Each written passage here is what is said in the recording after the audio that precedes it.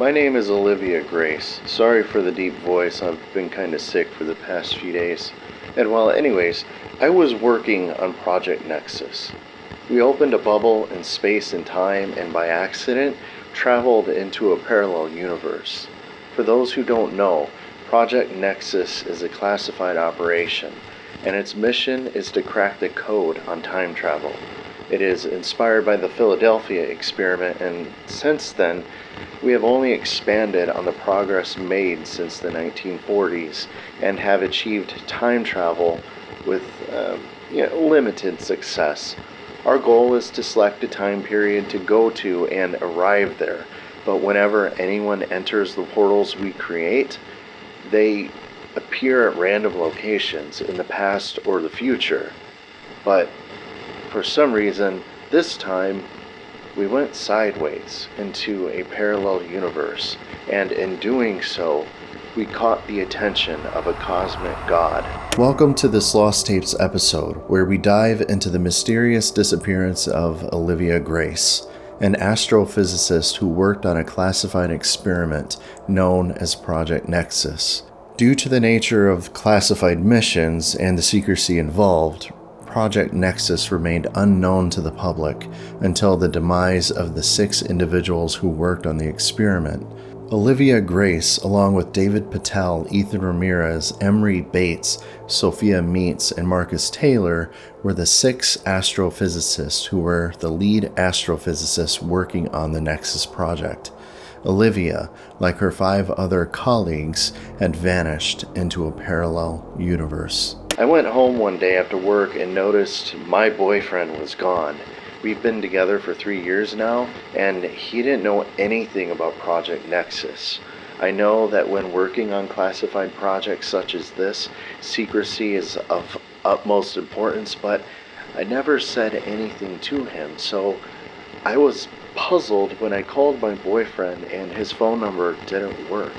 Nothing worked. My phone couldn't connect to anything, and so I waited for 12 hours. Nothing.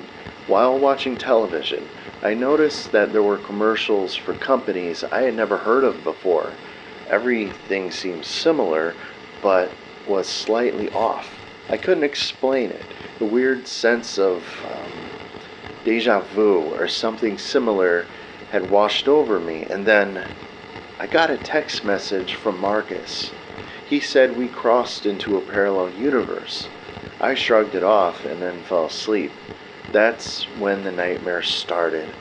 That's when I met this cosmic god. Olivia lived a double life, as did everyone who worked on Project Nexus, but her government job didn't stop her from going out.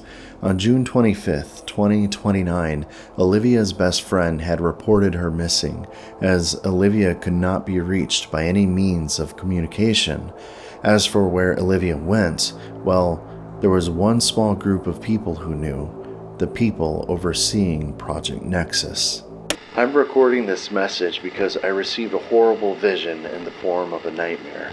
I believe it's a message.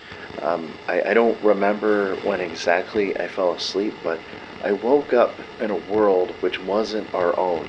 I sat in a purple field of lavender, and the air was cool against my skin. In the vast horizon was an enormous eye, and it stared at me and I stared at it. My heart raced as I sat in the lavender field. I looked around for an exit. Unfortunately, there was nothing more than a vast field. I don't know what the thing wants or why I'm here. And then, suddenly, I heard this voice in my head. It echoed, and along with it were more whispers. Without notice, the skies faded into black, and I sat in an area void of light. There was nothing there, only me. But yet, I heard the whispers, and I felt the hair on my arms stand on end. A single word repeated in my head: judgment, judgment, judgment. Olivia's best friend, Maggie Soles, went to the online conspiracy theorist forums and alleged that she believed her best friend had been kidnapped. Her reasoning was as follows. Olivia's room was a mess. Her bedroom door had been broken, and there were scratch marks on the floor of Olivia's hallway, indicating that Olivia had put up a fight against her abductors. Maggie, who initially decided to wait for Olivia's response, waited no longer when she tried to visit Olivia's apartment and found that it had been sealed off and barred from entry. Though Maggie didn't know much about Olivia's profession or what she did, she knew enough about it to know that if something were to happen to Olivia, she could guess the government had something to do with it. With her evidence collected, she pushed the disappearance of Olivia Grace into the curious hands of online conspiracy theorists, and then, that's when the photographs appeared. Judgment.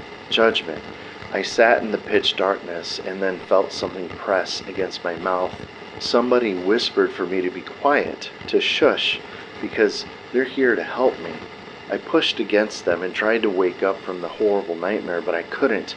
I felt something wrap around me, like a snake coiling around its meal, and I couldn't breathe. Something was tying me to this nightmare. I can't explain it really, like a tether or a rope or something which bound me to this location. Once my eyes snapped open, I saw 4 men wearing black suits, and they all looked the same. It's them. I know them. I know where they're going to take me. They told me to be quiet, but I screamed. I clawed at my bed as they pulled me from it. I dug my nails into the floor as they dragged me across it. I fought them as they removed me from my apartment and placed me in a van. I saw Ethan and Emery sitting there. I wanted to speak. I wanted to ask questions. Maggie discovered 3 small pictures on top of Olivia's bed, and each picture was a photo of each of her children. She flipped the pictures over, and on each of them were 3 words: "Leave it alone." Maggie, a bit naive about the scope of the situation she found herself in, called the police and indicated that she now had evidence to support her theory that her best friend had been kidnapped. She waited for hours, and finally, someone arrived. But it wasn't the police. I don't know where we're going, and I don't know what happened to Dr. Patel, Dr. Meets, or Dr. Taylor. I said hello to Emery and Ethan, but Ethan, he didn't seem to recognize me. I don't understand why. I tried to talk to him about what happened, and he told me that he never worked on Project Nexus. He said that he didn't know anything about the Philadelphia experiment and indicated that for a little while he was in a different place, but only for a while. Then he felt himself get pulled back here.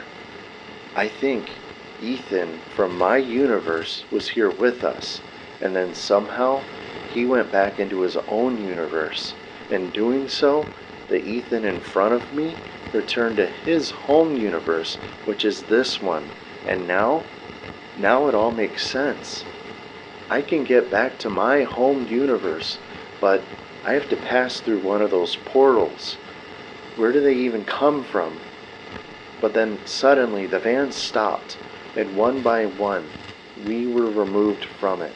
Men clad in military gear directed us toward a bunker. Maggie's disappearance was reported on June 30th, 2029, and her sudden disappearance spurred the rumors surrounding both her own and Olivia's disappearance. Conspiracy theory groups had drawn the conclusion that Maggie was abducted by agents of the shadow government, as she had vanished without a trace. No goodbye, no letter, nothing. However, on July 17th, 2029, Maggie reappeared and claimed that everything was fine. She had gone away on a fishing trip to Alaska and returned home. Her children had started homeschooling, and her husband started a new job working from home. Soon after the shift in their lives occurred, they moved a few states over. Yet, despite all of this, neighbors protested that the sudden disappearance of Maggie's family seemed unnatural, and that every member of that family moved suddenly and without saying goodbye, and even to this day, No one has actually seen anyone from that family. I told them everything. The nightmare, Project Nexus, everything. But these people didn't seem to know anything about it.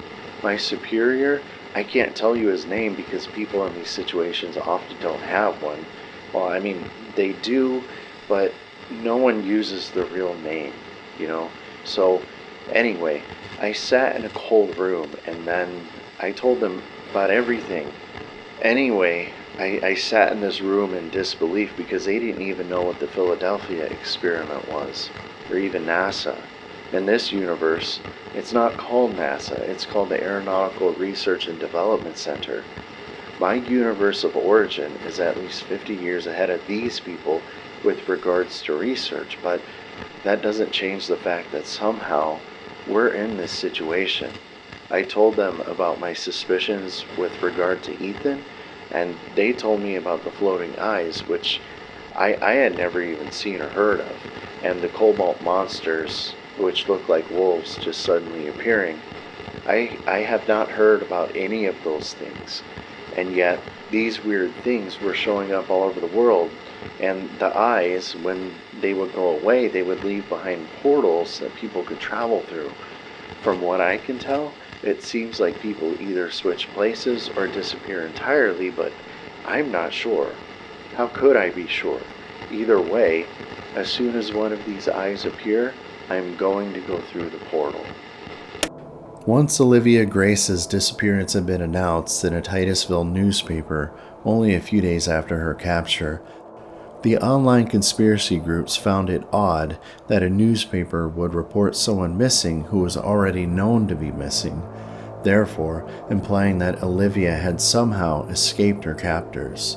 The newspaper in question had retracted its statement and issued another statement which read, "We regret to inform our reading audience that we may have misprinted an article in relation to Olivia Grace and her whereabouts. Our intention was not to fan the flames of conspiracy theorists, and as such, we would like to provide clarity on the situation. Last week's newspaper was a misprint, and that is all. The employee responsible for the misprint has been reprimanded, and it will not occur again."